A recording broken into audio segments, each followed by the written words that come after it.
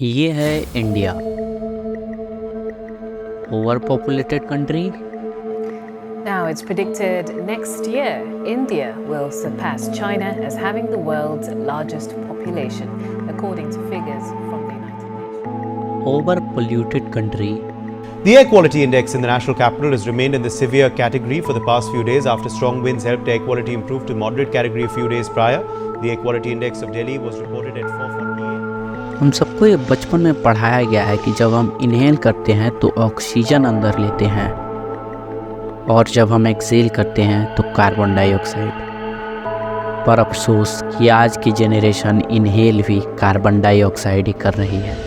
There is a problem in breathing and you can see my eyes watering. So I am feeling that irritation in the eyes and the visibility is very bad. Over corrupted country. इसलिए हमारे system की निगाह में ईमानदारी किसी बीमारी से कम नहीं, और यही वजह है कि भ्रष्टाचार के मामले में भारत अक्सर टॉप कर लेता है। अगर इसमें गोल्ड मेडल मिलना होता तो भारत को ही मिलता। And high taxation country. If I earn money, Nirmala tax लेती है. If I spend money, then also Nirmala tax लेती है. If I don't earn or spend both and my money is just lying in investment, Nirmala उसका भी tax लेती है. और best बात, अगर मैं टैक्स देता हूँ उस पे भी एडिशनल सेस है, तो उसमें भी निर्मला एक और टैक्स लेती है. और इसके जैसे हजारों निकनेम्स इस देश के हो सकते हैं। कुछ लोग यहाँ कमेंट करेंगे कि आ गया फिर से इंडिया को गाली देने के लिए। ये इंडिया में ही पैदा होते हैं और इंडिया को ही नीचा दिखाते हैं। बट वेट, अगर आप भी यही कमेंट करने वाले थे तो 10 मिनट बात कर लें।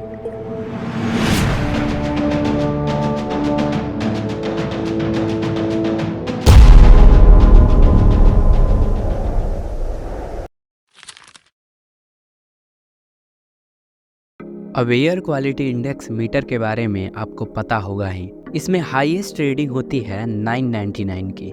लेकिन ये पिछले मंथ का जरा ये डाटा देखिए, दिल्ली के कुछ एरियाज में एयर क्वालिटी इंडेक्स 1600 तक पहुंच गया है। यहाँ दूसरी तरफ जापान में अगर यही AQI 400 तक पहुंच जाता है तो लोगों में खलबली मच जाती है। गवर्नमेंट शहरें खाली करवा देती हैं कि दूसरी जगह जाओ, अब ये रहने लायक इन्वायरमेंट नहीं बची। लेकिन इंडिया के मोस्टली सिटीज़ की AQI 400 तक तो नॉर्मल ही हैं, और जहाँ देखो वहाँ लोग दिल्ली दिल्ली किए जा रहे हैं। आप मुझे ये कमेंट कर दो कि इंडिया की कौन सी सिटी हेल्दी इन्वायरमेंटल के अंदर आती है।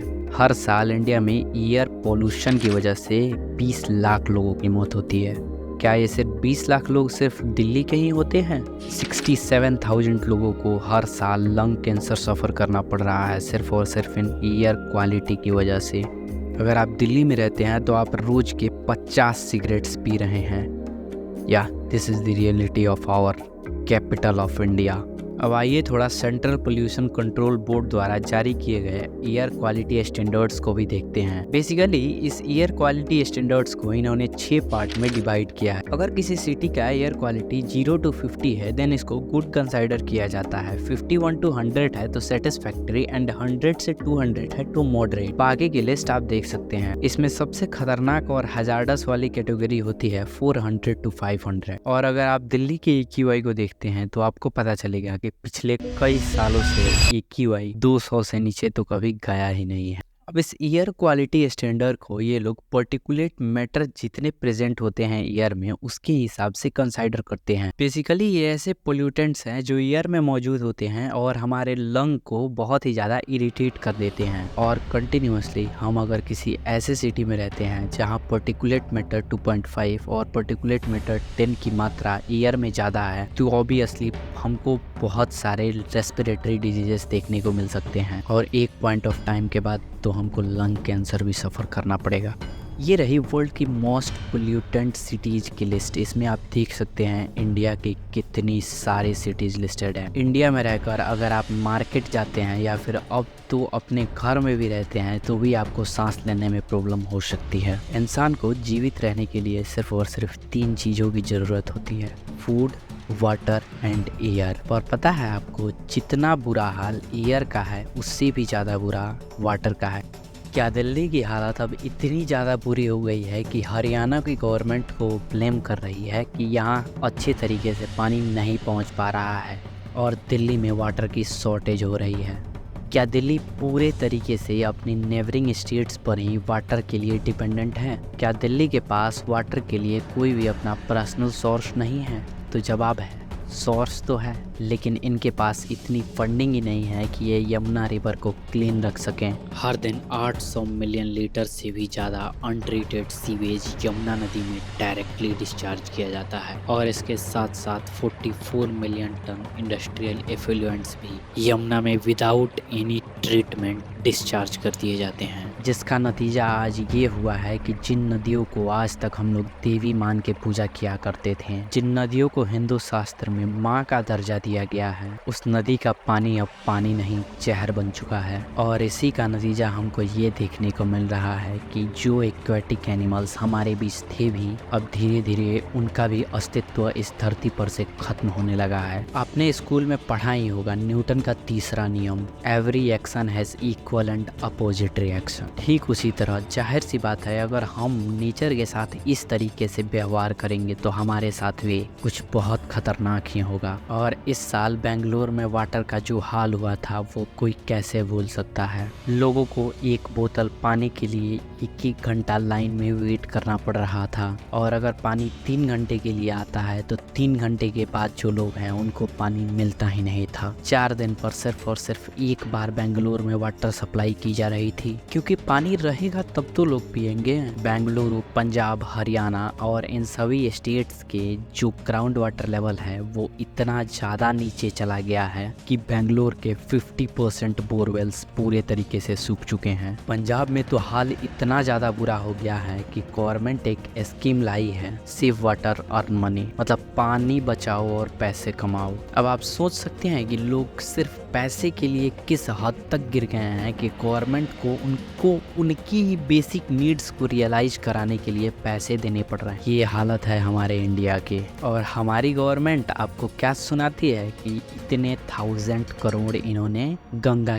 क्लीनिंग प्रोजेक्ट पे खर्च किया है, लेकिन गंगा का हाल देख के ऐसा बिल्कुल नहीं लगता कि इन्होंने 1 भी रुपए इस पे खर्च किए हैं। पता है हम सब की प्रॉब्लम क्या है? हम इन पॉलिटिशियंस की बात में आ जाते हैं और विदाउट एनी रियलिटी चेक हम डायरेक्टली उनको वोट कर देते हैं, जिसका नतीजा हमारे साथ साथ मासूम जानवरों को भी भुगतना पड़ रहा है। लेकिन इन पॉलिटिशियंस में एक बात तो है, ये हमसे वादे ऐसे ऐसे करते हैं जैसे कि मानो अगर ये अब की पारी जीत गए तो ये पूरी तरीके से देश को बदल के ही रख देंगे। पर मुझे लगता है कि जब से इंडिया अंग्रेजों के चंगुल से इंडिपेंडेंट हुआ है और इंडिया की अपनी पॉलिसीज, अपनी पुलिस फोर्स और अपनी सारी चीजें हो गई, तब से लेकर इंडिया में करप्शन को छोड़ के आज तक कुछ बढ़ा ही नहीं है। इस पे मैं अपनी स्टोरी आपको बताना चाहूंगा। आज से कुछ ही दिन पहले मैंने अपने पास वाले मॉल से कुछ चीजें परचेस करी हैं। मैं उसका आपको बिल दिखाता हूँ। यहाँ आप क्लियरली देख सकते हैं कि मैंने जो प्रोडक्ट परचेस किया था उसका प्राइस 1174 रुपीज है, लेकिन यहाँ पे क्लियरली मेंशन है कि इसमें से 125 रुपया टैक्स है। मतलब प्रोडक्ट की नेट प्राइस क्या हुई? 1049 रुपीज। अब जाहिर सी बात है कि ये इतने ज्यादा टैक्स ले रहे हैं और बदले में हम कोई रिजल्ट भी इनसे नहीं खोज रहे हैं, तो ये खुद अपने भाषणों में सच्चाई बक देते हैं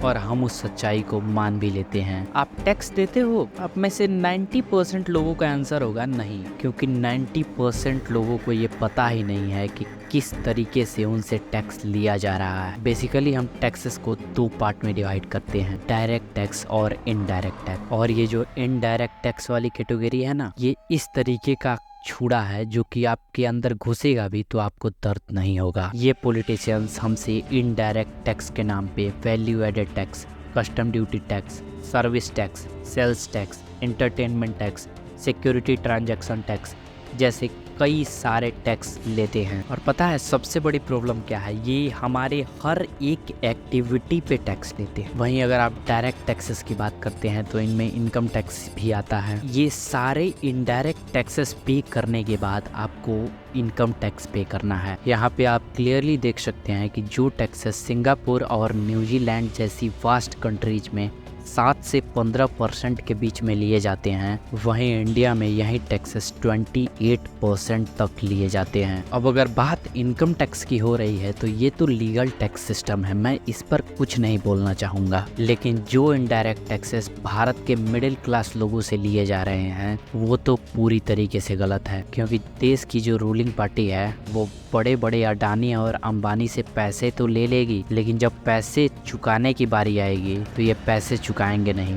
तो ये पैसा ये कहाँ से लाएंगे? और तब ये पॉलिटिशियंस पता है क्या कहते हैं? अरे सारा मार्केट तो तुम्हारा ही है, निकालना है जहाँ से निकाल लो। और इन सब के बीच में पिसते हैं भारत के मिडिल क्लास लोग। बढ़ते रिचार्ज रेट्स, बढ़ते फूड की प्राइजेस, पेट्रोल महंगा होता जा रहा है, देश में हायर इन्फ्लेशन आ रही, क्योंकि जो पैसा वो उनको नेताओं से लेना था वो पैसा वो हमारी खून से ले रहे हैं। और इसी का नतीजा ये देखने को मिल रहा है कि लगभग हर साल 5,000-6,000 मिलियनर्स जो हैं वो इंडिया छोड़ के जा रहे हैं, क्योंकि एक तो यहाँ हाई टैक्स पे करो और उसके बाद से जो फैसिलिटीज मिल रही हैं आपको वो इतनी ज़्यादा बुरी है कि उनको कोई खरीदना भी नहीं चाहेगा। पर आप इतना टैक्स तो दे देते हैं, पर क्या आपने कभी सोचा है कि ये वर्थ इट है? चाहे वो इनडायरेक्ट फॉर्म में हो या डायरेक्ट फॉर्म में, क्या उससे आपको कोई भी बेनिफिट है? आइए जानते हैं। हर साल 1.5 लाख लोग जो है अपनी ड्राइव पे निकले होते हैं। कोई ऑफिस जा रहा होता है तो कोई मार्केट जा रहा होता है, पर अफसोस कि वो दोबारा अपने घर नहीं जा पाते हैं। अब आप बोलेंगे इसमें इंडियन गवर्नमेंट की क्या गलती है? इस रिपोर्ट को देखिए। इंडिया में सिर्फ और सिर्फ